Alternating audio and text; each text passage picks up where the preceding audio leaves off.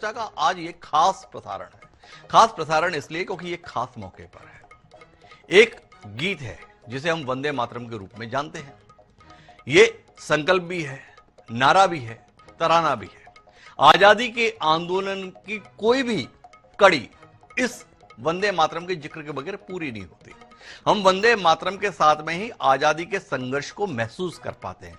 क्रांतिकारी हो या अहिंसावादी, तमाम राजनीतिक कार्यकर्ता सबकी जुबान पर समान रूप से जो नारा चढ़ता था वो था वंदे मातरम। वो वंदे मातरम गीत की स्थापना के, लेखन के, जिस भी रूप में समझा, आज 150 वर्ष पूरे हो रहे हैं। इसके लेखक बंकिम चंद्र जी ने वस्तुतः यह गीत कब लिखा था इसकी पुष्टि जानकारी नहीं है, लेकिन 7 नवंबर 1875 को बंकिम चंद्र जी जो पत्रिका का प्रकाशन करते थे उसमें सर्वप्रथम यह गीत प्रकाशित हुआ था, इसलिए इसे इसकी स्थापना या लेखन तिथि के तौर पर माना जा रहा है। अब चूंकि जिस गीत ने पूरे आजादी के आंदोलन को नई ऊर्जा प्रदान की थी वो अपने रचना काल के 150 साल पूरे कर रहा है, तो इसे एक खास अवसर के तौर पर मनाने की पूरे देश में तैयारी की गई। तय बात है, ऐसे आयोजन जब करने होते हैं तो सबसे अगुवा कौन रहता है? भारतीय जनता पार्टी रहती है। और भारतीय जनता पार्टी में इसका नेतृत्व कौन करता है? वो नरेंद्र मोदी करते हैं।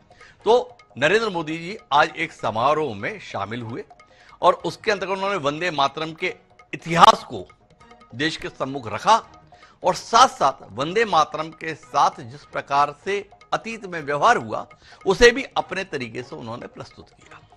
उन्होंने ये बताया कि देखो, ये वंदे मातरम जैसा पुण्य गीत किस प्रकार से सियासी चालों की भेंट चढ़ा और देश के विभाजन के बीज जो है इस वंदे मातरम गीत के साथ छेड़छाड़ के रूप में ही सामने तब आए जब 1937 में इसके कुछ हिस्से को काट छाड़ दिया गया। मोदी जी अपनी बात कह गए, उनकी बात को आगे बढ़ाया भारतीय जनता पार्टी के सोशल मीडिया के प्रभारी अमित मालवीय जी ने। अमित मालवीय जी ने ढकी छुपी बातों को बड़ा खुलकर कहा। उन्होंने कहा कि देखो, 1937 में पंडित नेहरू के नेतृत्व में मजहबी एजेंडे को आगे बढ़ाया गया था और इस वंदे मातरम गीत के जो 5 पद थे उनमें से महज 2 पद को ही कांग्रेस ने अंगीकार किया और बाकी 3 पदों को इसलिए छोड़ दिया गया क्योंकि कुछ मुस्लिम नेताओं को इस गीत पर आपत्ति थी। कांग्रेस अधिवेशन का यह गीत अनिवार्य हिस्सा 1896 से था, जब रविंद्रनाथ टैगोर ने इसके संगीत की धुन तैयार की थी। उनकी भतीजी ने इसको सर्वप्रथम गाया था। समय समय पर इसको लेकर आवाजें उठती रही थी आपत्ति की।